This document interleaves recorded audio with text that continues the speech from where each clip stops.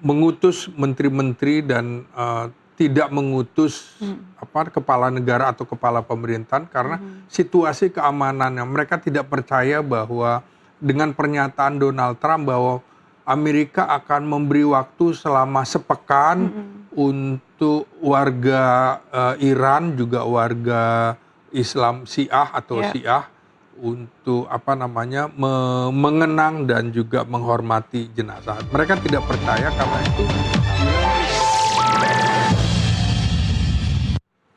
Kembali bersama kami di Dialog NTV Prime, masih membahas mengenai pemakaman Ayatullah Ali Khamenei, duka dan juga perang Amerika Serikat Iran yang masih berlangsung. Masih bersama kami Arofah Pramesto Abu, WNI atau mahasiswa di Iran, dan juga Pak Slamet Ginting, pengamat politik. Kita ke Mas Arofah. Tadi dilanjutkan silakan. Yang Anda sampaikan terkait dengan suasana kota jelang pemakaman puncaknya esok ya, 9 Juli 2026. Seperti apa situasi kota di sana dan juga masyarakat Iran menyambut pemakaman ini?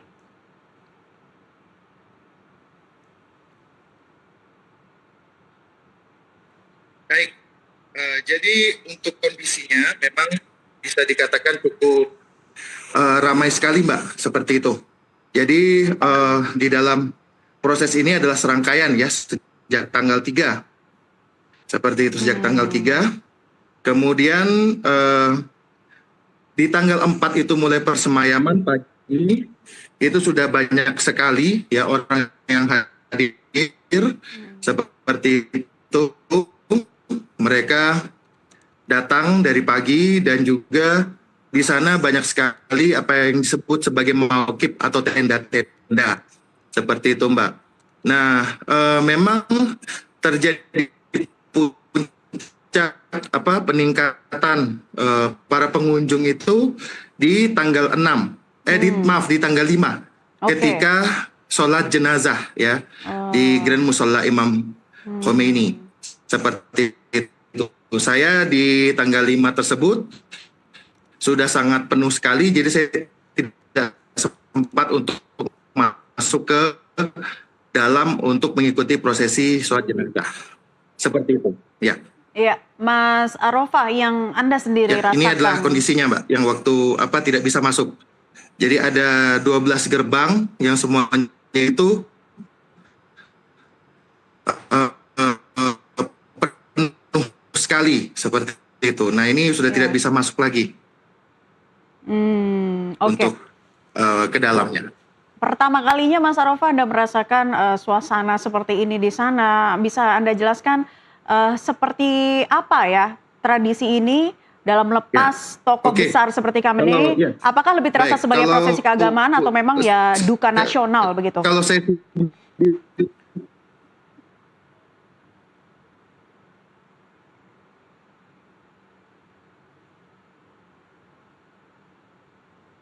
Mas Arofah. Baik, kami terkendala masalah sinyal pemirsa. Kalau saya sendiri lebih melihatnya sebagai suatu prosesi duka nasional. Nah kalau gambar ini adalah gambar yang baru, video yang baru semalam saya dapatkan. Jadi ini dalam kesempatan. Iya, halo? Iya, silakan. Saya terdengar. Iya. Iya, baik. Nanti kami masih mencoba terhubung lagi ya dengan Mas Arofah di sana. Kita mendapatkan video-video yang cukup menggambarkan bagaimana suasana prosesi pemakaman dari mulai tanggal 3, tanggal 5, sampai kemarin juga ada persemayaman dan esok akan ada pemakaman. Seperti apa kalau Anda melihat tradisi untuk melepas pemimpin tertinggi Iran waktu itu, Ayatullah Ali Khamenei? Ya, ini tentu saja jenazah almarhum itu bagi kepercayaan Syiah Iran itu harus melewati kota-kota suci, termasuk di Najaf, di situ kemudian juga Karbala, tempat Imam Hussein. Kalau Najaf itu Imam Ali, maka itu harus dibawa sebelum kemudian ditarik lagi ke Iran. Ini memang kesempatan bagi teman-teman Syiah untuk memberikan kesempatan penghormatan terakhir kepada jenazah pemimpin yang dicintainya, yang seperti saya kemukakan di awal, semula Amerika dalam hal ini Donald Trump tidak yakin bahwa akan banyak warga, jutaan warga yang akan hadir dalam prosesi pemakaman. Bukan dari Iran saja ya? Bukan dari Iran saja, termasuk dari Irak dan tetangga-tetangganya di Timur Tengah juga turut hadir. Begitu juga sebenarnya utusan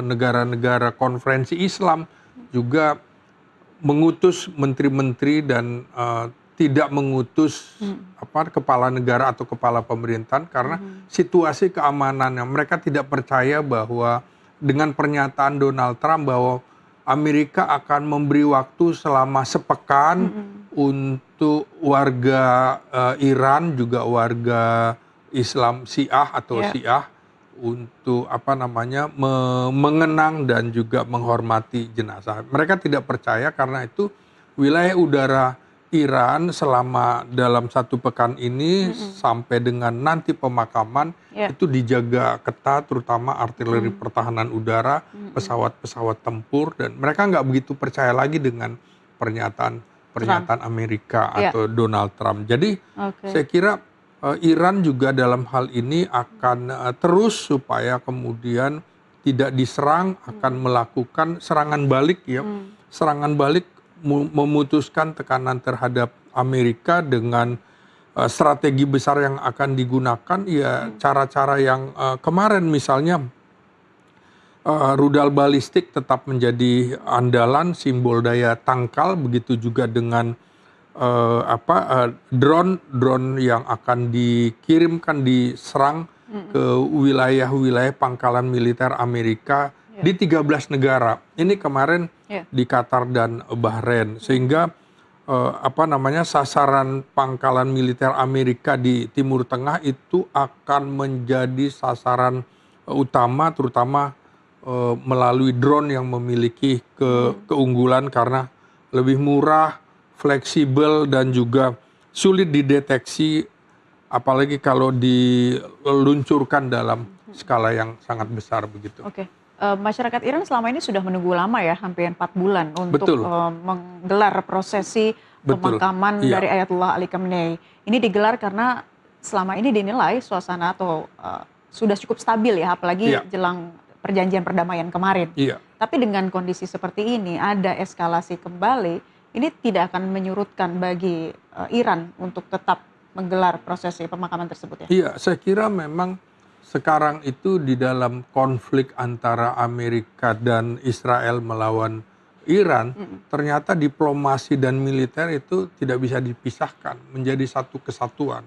Karena itu kalau militernya kuat, maka negara yang akan menyerang juga mengetahui bahwa sinyal bahwa mereka tidak bisa ditekan sedemikian rupa. Nah, karena itu prosesi 4 bulan ini tidak umum sebenarnya ya, tapi ini juga karena dalam kondisi perang. Ini kan sudah sekitar hari ke-130 dalam perang ini, cukup lama. Artinya lebih dari sekitar 4 bulanan ya dari Februari. Dan ini di luar perkiraan Amerika yang semula paling 3 hari dia sudah selesai, sudah rata Iran. Sudah terjadi pergantian kepemimpinan nasional. Karena itu penghormatan terhadap Ali Khamenei, dan juga kemarin hadir 3 putranya di Irak juga. Namun tidak ada Mojtaba.